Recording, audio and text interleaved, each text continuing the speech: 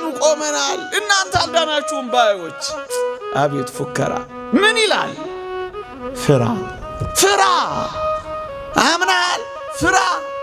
ቆመሃል ፍራ! በምግባር ቀንተሃል ፍራ! ፍራ እንጂ የትዕቢትን ነገር አታስብ። ለዚህ ነው በጸጋ ድናችኋል ካለ በኋላ መልካሙን ሥራ ለማድረግ በኢየሱስ ክርስቶስ ተፈጥራችኋል የሚለን። ጸጋ ከመልካም ሥራ የሚያርቅ አይደለም፣ ወደ መልካም ሥራ የሚያቀርብ ነው።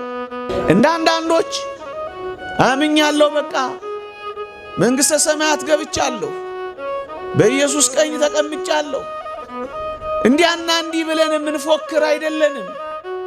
ይልቅስ በትንሣኤው እናምናለን፣ በመከራው እንካፈላለን፣ በሞቱም እንመስለዋለን፣ ወደ ሙታንም ትንሣኤ ልንደርስ በሆነልን እያል እግዚአብሔርን ተስፋ እናደርጋለን። ወዳጄ